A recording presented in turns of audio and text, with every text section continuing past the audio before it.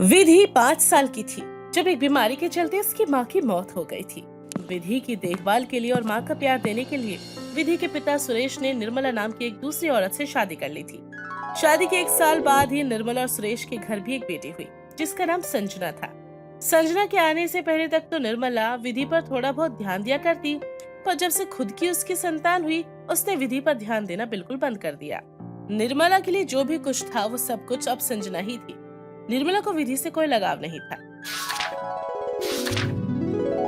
विधि, अरे ओ विधि, कहाँ है? अरे कान में रुई ठूस के बैठी है क्या, जो तुझे मेरी आवाज सुनाई नहीं दे रही? विधि, कहाँ है तू? हाँ माँ, कहिए, क्या हुआ? पहले तो तू मुझे ये बता कि ये घर में अभी तक साफ सफाई क्यों नहीं हुई है? किसका इंतजार हो रहा है? जब तेरे ससुर का ब्याह होगा जब तू करेगी क्या साफ सफाई? वो माँ, आज मेरी तबीयत थोड़ी ठीक नहीं है, इसलिए मैं नहीं कर पाई। चल चल, मुझे मत बता, मुझे सब पता है तेरे बहाने। और चुपचाप ना घर का सारा काम कर ले। मैं झूठ नहीं बोल रही हूँ माँ, मेरी सच में तबीयत खराब है। ओहो, मैंने तुझे कितनी बार बोला है कि तू मुझे माँ मत बोला कर, मैं तेरी माँ नहीं हूँ। और हाँ, तेरी कितनी भी तबीयत खराब हो, घर का सारा काम तो तुझे ही करना है। चाहे तू अभी 10 मिनट बाद मर क्यों ना जाए, मुझे फर्क नहीं पड़ता, घर का सारा काम करके मरेगी। आई बात समझ? मेरी माँ आप नहीं तो कौन है? आप ही तो मेरी माँ है। अरे चुप कर, मैं सिर्फ संजना की माँ हूँ, और ये माँ करते करते ना तूने अपनी माँ को तो भगवान के पास पहुँचा ही दिया। अब मेरा नंबर मत लगा तू, मैं तेरी माँ नहीं हूँ, मुझे माँ मत बोला कर। और हाँ, मैं यूं ही तुझे कभी कभार कह देती हूँ ना कि मेरी बेटी है, वो बस मैं लोगों को दिखाने के लिए बोलती हूँ, ताकि समाज में मेरी इज्जत बनी रहे और लोगों को ये ना लगे कि मैं तेरे ऊपर अत्याचार करती हूँ। आई बात समझ? इसके अलावा और कुछ नहीं है तेरा मेरा रिश्ता। चल घर का काम कर। ऐसा मत कहिए माँ। अरे फिर माँ? अरे तुझे मैं कितनी बार बोल चुकी हूँ कि मैं तेरी माँ नहीं हूँ। अब क्या तुझे मार मार के तेरी खाल उधेड़ दूँ? जब तुझे बात समझ आएगी। और मैंने तुझे 1000 बार बोल रखा है ना कि मैं सिर्फ संजना की माँ हूँ और वो मेरी बेटी है, तेरा मेरा कोई रिश्ता नहीं है। इसलिए ना मुझसे ज्यादा माँ वाली उम्मीद मत लगा कि मैं तुझे लाड प्यार दूंगी। देख, मैं तुझे पहले भी यही कहती थी और अब भी यही कह रही हूँ, मेरी लाइन चेंज नहीं होगी। तू एक कचड़े के जैसे सिर्फ और सिर्फ साइड में पड़ी रहे, और मुझे माँ बोलने की जरूरत नहीं है तेरे को। और अब मेरा मुंह क्या देख रही है? चल जाके घर का सारा काम कर। निर्मला की ऐसी बातें सुनकर विधि की आंखों से आंसू बहने लगते हैं और बीमारी की हालत में ही बेचारी घर का सारा काम करने लगती है। पर निर्मला को उस पर जरा भी तरस नहीं आता। शाम को जैसे ही सुरेश घर आता है तो देखता है कि विधि का चेहरा बिल्कुल उतरा हुआ है। वो विधि के पास जाता है, उसका माथा छूकर देखता है और उससे बोलता है, गुड़िया, ये क्या, तुम्हारा माथा तब क्यों रहा है?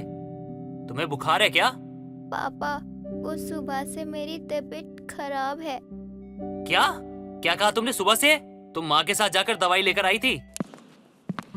अरे मैं भी कितना बोलूं उसको, मैंने इसको घर में रखी हुई दवा दी थी, लेकिन अब उससे इसको आराम हुआ ही नहीं। और मैंने तो इसको कई बार बोला भी कि चल बेटा डॉक्टर के पास चल, तू वैसे ठीक नहीं होगी, लेकिन ये जाने को तैयार ही नहीं हो रही। माँ हूँ मैं इसकी, मुझे फिक्र होती है इसकी। मैंने इसको बहुत बार बोला कि चल बेटा चल, लेकिन कहती है कि माँ मैं ऐसे ठीक हो जाऊंगी। बेटा क्या बचपना है ये? गुड़िया, अगर तुम डॉक्टर के पास नहीं जाओगी, दवाई नहीं लोगी तो ठीक कैसे होगी? हाँ चलो पापा के साथ चलो। अब गुड़िया पापा के साथ जाएगी डॉक्टर के पास। अजी आप तो अभी आए ना, आप थके होगे। एक काम करती हूँ ना, मैं ही ले जाती हूँ अपनी बेटी को दवा दिलवाने। मैं अपनी बच्ची से बहुत प्यार करती हूँ। आजा मेरी बच्ची, हम चलते दवा लेने। देखो, गुड़िया मेरी बेटी है और मेरी बेटी जब बीमार होगी ना तो मुझे चैन नहीं आएगा। इसे ले जाकर मैं डॉक्टर से दिखा के लाता हूँ। इसे सही से दिखा दूंगा ना तो मुझे तसल्ली हो जाएगी। इतना कहकर सुरेश विधि को अपने साथ पार्टी के एक डॉक्टर के क्लिनिक पर ले आता है। डॉक्टर विधि का बुखार चेक करने के बाद उसका दवाई दे देते हैं, जिसके बाद सुरेश और विधि घर आते हैं और निर्मला विधि को देखकर मन ही मन बोलती है, अरे खामखा ये ना इस पे इतने पैसे खर्च करवाने के लिए चले गए। मैं तो कहती थी बुखार ही तो था, ज्यादा से ज्यादा क्या मर जाती, सही तो था। आगे जाके इसकी शादी करवानी पड़ती, उसमें 10 लाख का खर्चा आता, पैसे ही बचते। लेकिन नहीं, उस मनुष्य को लेके चले गए। अब झेलना तो पड़ेगा, और ज्यादा से ज्यादा क्या होता, मर ही जाती, अपनी माँ के पास पहुँच जाती। सही रहता ना, दोनों माँ बेटे ऊपर रहते और हम भी अपनी जिंदगी सुकून से जीते।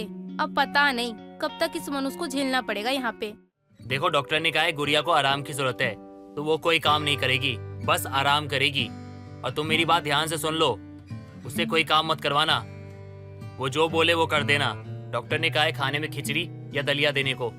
जी जैसा आप कहें वैसा बना दूंगी सब कुछ। छोटी गुड़िया का है, संजना का है? जी मैंने उसको ना खाना खिला दिया है, वो अपने कमरे में सो रही है। चलो ठीक है, तुम बच्चों का ध्यान रखो, ये तुम्हारी जिम्मेदारी है। जी मैं तो पूरा ख्याल रखती हूँ इसका। मैं तो दोनों बच्चों से बहुत प्यार करती हूँ, बल्कि संजना से भी ज्यादा ना विधि का ख्याल रखती हूँ मैं। अब पता नहीं क्यों ये बार बार बीमार पड़ जाती है। मुझे तो लगता है ना कि मेरी फूल सी बच्ची को ना किसी की नजर लग रही है।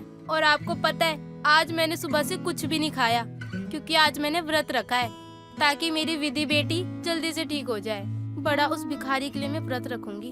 अभी तो 2-4 समोसे खा के आ रही हूँ मैं। अपनी सौतेली माँ के मुंह से इतना सारा झूठ सुनकर भी विधि अपने पिता का कुछ नहीं कहती। थोड़ा सा खाना खाने और दवाई लेने के बाद विधि अपने कमरे में जाती है और रोती रोती खुद से बोलती है, काश कि मेरी सौतेली माँ जो झूठ मेरे पापा से बोल रही थी वो सब सच होता। उन्हें सच में मेरी चिंता होती, सच में उन्हें मेरी दवाई का ख्याल होता। पर अफसोस मेरी किस्मत में माँ की ममता लिखी नहीं है। होश संभाला तो मेरी माँ मुझे छोड़कर चली गई। सौतेली माँ मिली तो उसने मुझे कभी अपनी ममता के आंचल में नहीं लिया। ऐसे ही रोते हुए विधि सो जाती है। दिन गुजरते चले जाते हैं। अब हर दिन के साथ निर्मला का विधि के साथ व्यवहार और भी ज्यादा बुरा हो जाता है। सुरेश और बाकी लोगों के सामने तो निर्मला विधि को प्यार से बड़ा करने का ढोंग रचा करती, लेकिन मौका पाते ही उस पर हाथ उठाया करती और कई कई दिन तक उसे भूखा भी रखती। विधि अंदर ही अंदर सब कुछ बर्दाश्त करती जा रही थी, लेकिन किसी से कुछ बोल नहीं रही थी। विधि की आंखों के सामने निर्मला संजना को अपने हाथों से खाना खिलाती और उसे खूब लाड़ प्यार करती, लेकिन कभी एक प्यार भरी नजर भी वो विधि की तरफ से नहीं देखती थी। विधि का मन हमेशा अपनी सौतेली माँ की ममता के लिए तरसता रहा।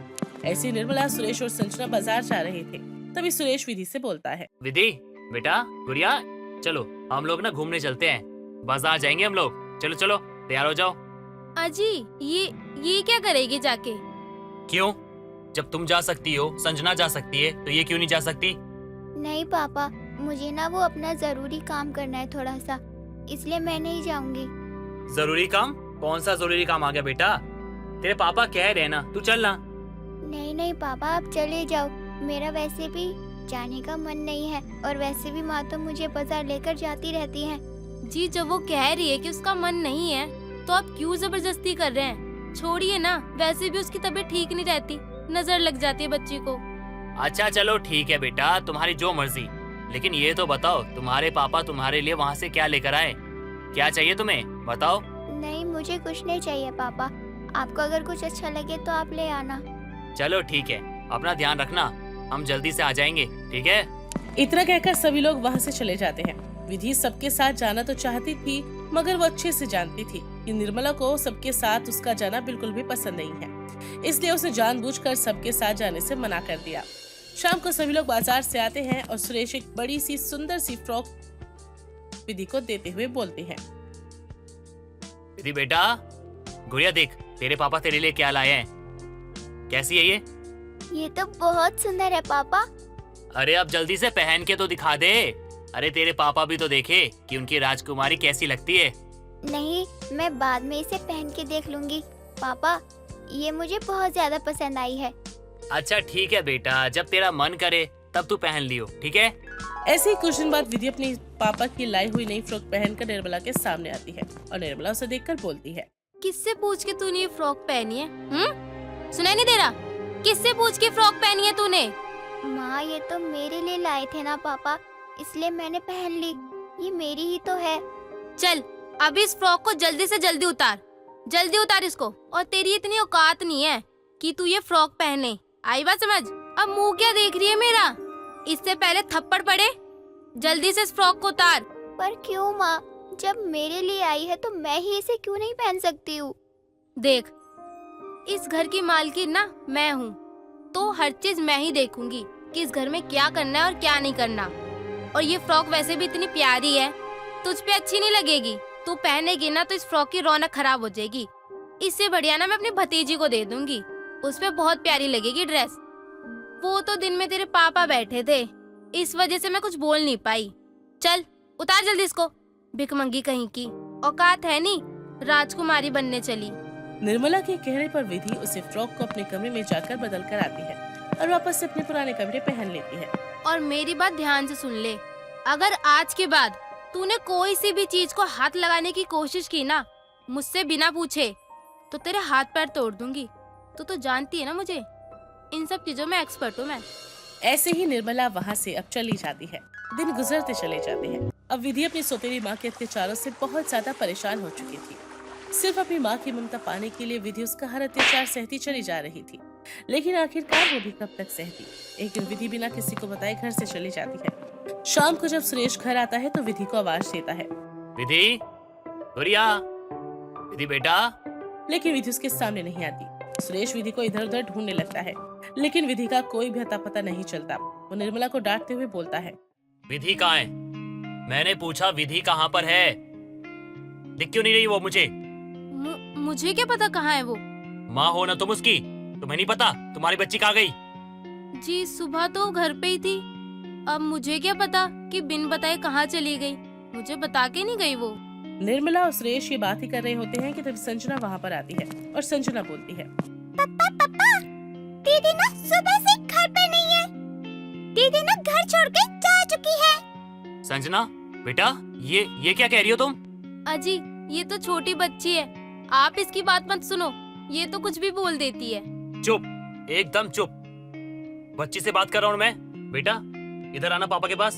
सुरेश संजना की बात को सुनकर उसे गोद में उठा लेते हैं और प्यार से उसे सारी चीज पूछने लगते हैं, जिसके बाद संजना एक एक करके निर्मला की सारी बातें सुरेश को बता देती है, जिसे सुनकर सुरेश के पैरों तले से जमीन खिसक जाती है कि आखिर निर्मला विधि के साथ इतना बुरा बर्ताव कैसे कर सकती है। सुरेश संजना को अपनी गोद से नीचे उतारता है और निर्मला के मुंह पर एक खींचकर तमाचा मारता है और उससे बोलता है, शर्म नहीं आई तुम्हें? हाँ, अरे माँ के नाम पे कलंक हो तुम। छोटी सी बच्ची है वो तुम्हें माँ मानती है, तुम उसे कभी अपना नहीं पाई। अरे अगर तुमसे नहीं होता था तो मुझे बता देती, अपनी बेटी की जिम्मेदारी मैं खुद उठा लेता। मुझे तो हमेशा ये लगता रहा कि तुम मेरी बेटी को अपनी बेटी मानती हो, लेकिन मैं तो पागल था, पागल, जो फर्क पहचान नहीं पाया कि तुम मेरी बेटी को अपनी बेटी मानती तक नहीं, बस दिखावा करते हो, दिखावा। अरे क्या बिगाड़ा था उसने तुम्हारा? क्या बिगाड़ा था? छोटी सी बच्ची है वो उस दिन बीमार थी, बीमार में उससे काम करवाया, मन तो करता है तुम्हारा खून कर दूं। इतना कुछ करती रही और मैं पागल था जो देख नहीं सका। मुझे माफ कर दीजिए मुझसे बहुत बड़ी भूल हो गई। भूल हो गई? पछतावा हो रहा है? अब क्या फायदा? क्या फायदा है? अब चली गई मेरी बेटी, पता नहीं कहाँ होगी, किस हालत में होगी, किस हाल में पहुंचा दिया तुमने उसको। वो तुमसे क्या मांगती थी? क्या मांगती थी? उसने तुमसे पैसा मांगा, धन दौलत मांगा? हाँ, कभी ये कहा कि माँ मेरी सेवा करो, मुझे आराम करना है? कुछ कहा क्या? वो बेचारी चुपचाप तुम्हारे लिए सारे काम करती रही घर के, तुम्हारे लिए कितना कुछ किया। वो तो बस तुमसे प्यार चाहती थी और कुछ नहीं चाहिए था उसे। जरा सोच के देखो, अगर तुम मर जाती और मैं किसी और से शादी करके उसे घर में लाता और वो संजना के साथ ऐसा करती तो कैसा लगता तुम्हें? पिछले हफ्ते की बात है, संजना ने कमला आंटी का गमला फोड़ दिया, जिसके बाद उन्होंने इसे डांटा। कितना सुनाया था तुमने उनको, कितना कुछ कहा था। जब तुम ये बर्दाश्त नहीं कर सकती कि कोई तुम्हारी बेटी को कुछ कहे भी, तो दूसरे की बेटी के साथ ऐसा कैसे कर सकती हो? अरे मेरा खून थी वो, बेटी थी मेरी। मेरा दिमाग खराब हो रहा है तुम्हें देखकर, मेरा मन करता है तुम्हारी जान ले लूं, लेकिन मैं ऐसा नहीं करूंगा। तुम्हारा तो बाद में सोचूंगा क्या करना है। इतना कहकर सुरेश विधि को गली गली ढूंढने लगता है, लेकिन उसका कोई भी पता नहीं चलता। थक हार कर वो एक मंदिर के बाहर पहुंचता है, जहां पर देखता है कि विधि मंदिर की सीढ़ियों पर बेहोश पड़ी है। सुरेश जल्दी से विधि को उठाता है और अस्पताल जाता है। अस्पताल जाकर सुरेश को पता चलता है कि विधि ने कई दिनों से कुछ भी खाया पिया नहीं था, जिसकी वजह से उसके शरीर में बहुत ज्यादा वीकनेस आ चुकी थी। इसी वजह से वो चक्कर खाकर बेहोश हो गई। अपनी बेटी की ऐसी हालत देखकर अब सुरेश को बहुत बुरा लगता है और वो निर्मला संजना के साथ अस्पताल पहुंचती है और सुरेश निर्मला से बोलता है, आ गई तुम? हाँ, अच्छा हुआ तुम आ गई। देखना थोड़ी देर में ना मर जाएगी, उसके बाद ना तुम खुश हो जाना। हाँ, तुम यही तो चाहती थी। वो बेचारी बच्ची, क्या मांगा था उसने तुमसे? क्या मांगा था उसने तुमसे? माँ की ममता। मेरी बच्ची तुम्हें माँ मानती थी, तुमसे इतना प्यार करती थी, लेकिन तुम उसके प्यार के लायक थी ही नहीं, लेकिन तुम उसके प्यार को नहीं समझ पाई क्योंकि तुम इंसान नहीं हो, तुम डायन हो, डायन। अरे डायन भी 7 घर छोड़ के वार करती है, लेकिन तुम इतनी गिर गई यार। बच्ची थी वो यार, बच्ची थी वो। क्या बिगाड़ा था उसने तुम्हारा? हमेशा तुम्हें माँ माँ माँ माँ करती थी। तुम माँ नहीं बन पा रही थी तो मुझे कह देती, मेरी बेटी की सारी जिम्मेदारी मैं उठाता, लेकिन तुमने उसके साथ ऐसा कर दिया, ऐसी हालत कर दी उसकी। मुझे घिन आ रही है तुमसे। चली जाओ यहाँ से, चली जाओ। मुझे अपने आप से नफरत होती जा रही है तुम्हें देखकर। अरे क्यों की मैंने दूसरी शादी?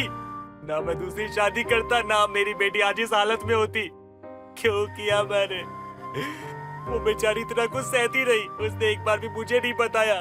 कैसे बताती? अगर वो मुझे बताती ना तो आज ये सब होता भी नहीं। मेरी बेटी की ऐसी हालत नहीं होती। तुम्हारी गलती है, सब कुछ तुम्हारी गलती।